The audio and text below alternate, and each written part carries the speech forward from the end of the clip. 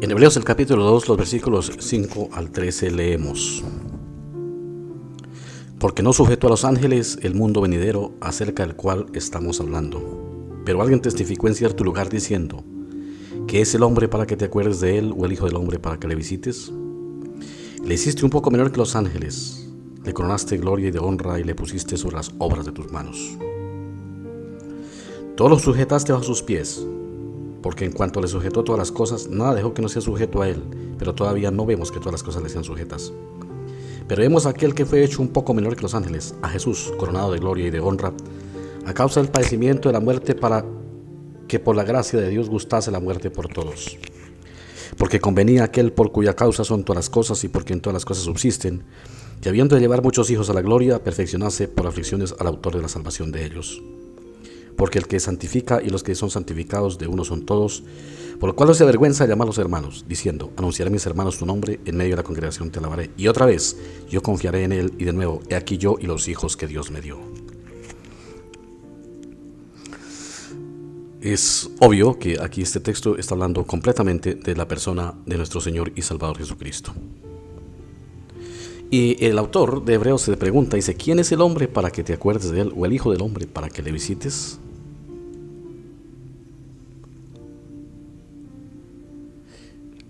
¿A favor de quién vino nuestro Señor Jesucristo al mundo? A favor de nosotros.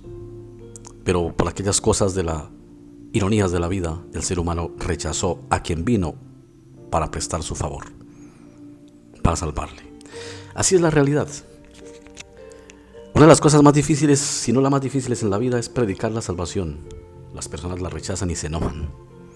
Es curioso que es en el único campo donde cuando se le va a hacer un favor a una persona, la persona se enoja. Nosotros vivimos enojados con Dios porque Él nos salvó. El ser humano vive muchas veces enojado con Dios porque le salvó. Así somos los seres humanos.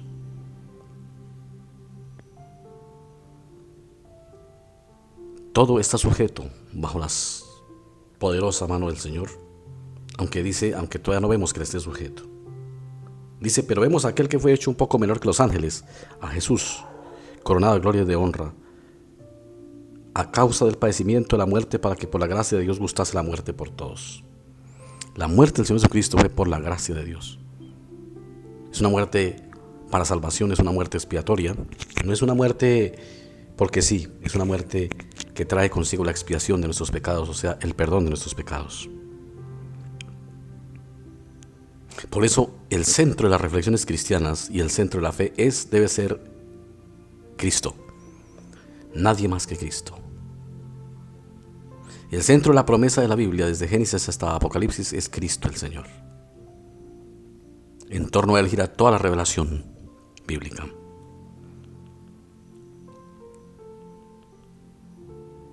Y Dios revela al cristiano a través de las Escrituras a ese Cristo como su Salvador. En los tiempos en que el Señor Jesús vivió físicamente entre los hombres, aunque con Él andaron multitudes, muy pocos de esas multitudes les fue revelado, y a través de esa revelación descubrieron que Él era más que un maestro común y un hijo de un pueblito llamado Belén, cuyo padre y madre nosotros conocemos. Decían: muy pocos supieron y fueron convencidos de que era el Señor Dios mismo. A veces solemos pensar que porque andaban con Él todo el mundo creyó y todo el mundo sabía que era Cristo. No, de esas multitudes que andaron con Él, muchos murieron sin siquiera haberse dado cuenta que caminaron con Dios mismo. ¿Por qué? Porque a Cristo solo se le descubre cuando el mismo Dios se lo revela. Eso es lo que Dios le dice al apóstol Pedro, cuando Pedro dice: tú eres el Cristo, el Hijo de Dios viviente. Esa declaración, esa confesión de fe. Y le dice: bienaventurado eres Pedro, pero esto no se lo reveló carne ni sangre, sino mi Padre que está en los cielos.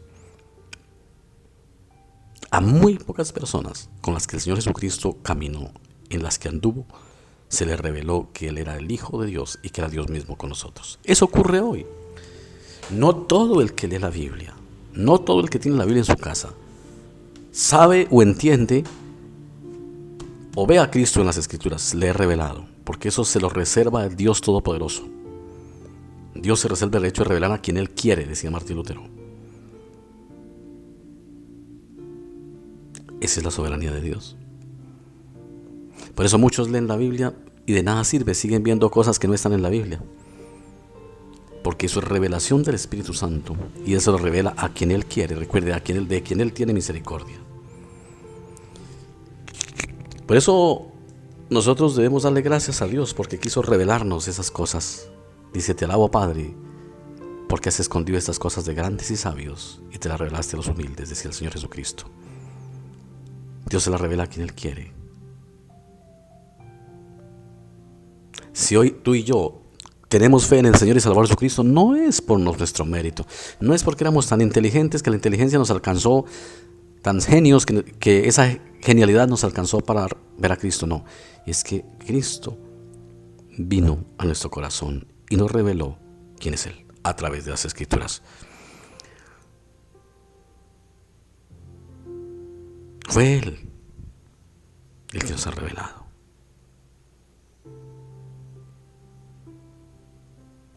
Por Él mismo sabemos quién es Él, quién es nuestro Salvador. Y lo contrario no lo sabríamos. Y continúa diciendo: porque convenía, el versículo 10, porque convenía aquel por cuya causa son todas las cosas y porque en todas las cosas subsisten, que habiendo de llevar muchos hijos a la gloria, perfeccionase por aflicciones al autor de la salvación de ellos. O sea, el Señor Jesucristo fue perfeccionado por medio de las aflicciones.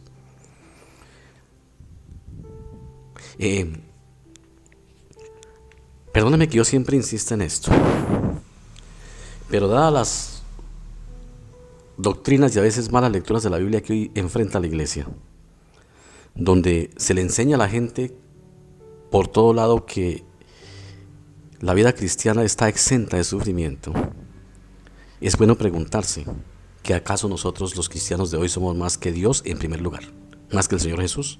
En segundo lugar, que acaso nosotros los cristianos de hoy somos mejores cristianos y merecemos otro trato del que tuvieron nuestros hermanos primitivos. Es cierto, todos no sufrieron, pero muchos, una mayoría sí. Si el autor de la salvación fue perfeccionado por medio de las aflicciones, preguntémonos cómo seremos perfeccionados nosotros, o cómo Dios nos perfeccionará. Si bien es cierto, Él no usa el mismo método con todos, pero algo de cruz hay para todos para perfeccionarnos. Es bueno preguntarse, en medio de esta onda de enseñanzas de facilismo y de teología de la gloria y de que todo es bonito, es bueno ir a las Escrituras. Yo les invito a que vayan a las Escrituras y se pregunten, y las Escrituras les responden, y hagan esa reflexión. Repito el versículo: porque convenía a aquel por cuya causa son todas las cosas y porque en todas las cosas subsisten, que habiendo de llevar a muchos hijos a la gloria, perfeccionase para aflicciones al autor de la salvación de ellos. Está hablando del Padre. Ahora, ¿cuál es el autor de la salvación de ellos? Pues el Señor Jesucristo. ¿Cómo fue perfeccionado? Por medio del sufrimiento. Otro texto dice que por medio del sufrimiento aprendió la obediencia y llegó a ser autor de eterna salvación. Porque el que santifica a los que son santificados de uno son todos, por lo cual no se avergüenza de llamarlos hermanos. Está hablando de Cristo. ¿Cómo fue perfeccionado Él? A través del sufrimiento. El Hijo de Dios mismo no escapó de la disciplina del sufrimiento para ser perfeccionado. Preguntémonos nosotros cómo somos. Yo sé que este tipo de reflexiones no gustan mucho a muchos, más en el día que vivimos hoy, pero son la realidad de las Escrituras y yo no puedo cambiar la realidad de las Escrituras. Yo juré ser fiel a las Sagradas Escrituras y enseñar las Escrituras. No puedo cambiarlas. Es palabra y así está escrito y yo no puedo cambiar esto. Entonces, hermanos, preguntémonos más bien, ¿cómo seremos perfeccionados nosotros? ¿O cómo estamos siendo perfeccionados nosotros? Si ya estamos en ese proceso. Y démosle gloria a Dios si es así, porque nos está perfeccionando. Para ser hermanos de Cristo, hijos de Dios, herederos del reino. Oremos, amado Dios. Hay muchas cosas que no quisiéramos escuchar porque no nos gustan. Que tú nos dices, pero tú nos las dices así, claramente para nuestro propio beneficio, para nuestra propia bendición. Ayúdanos para que cuando nos acerquemos a las Escrituras lo hagamos humildemente para aceptar el mensaje que ellas tienen para nosotros. No para buscar en ellas lo que queremos oír, sino lo que ella nos tiene que decir. Porque alguien dijo, y con toda sabiduría y razón, que las Escrituras no están para decirnos lo que queremos, sino lo que necesitamos saber. Cuánto quisiéramos que las Escrituras nos hablaran muchas cosas. Pero no, ellas nos van a seguir hablándonos, porque tú nos sigues hablando hoy a través de ellas. Gracias por tu voz. Ayúdanos a ser humildes y asimilarla sabiendo que es para bendición nuestra. Padre, nos encomendamos en tus manos. Perdona nuestras iniquidades y guía nuestras vidas. Por Cristo Jesús. Amén.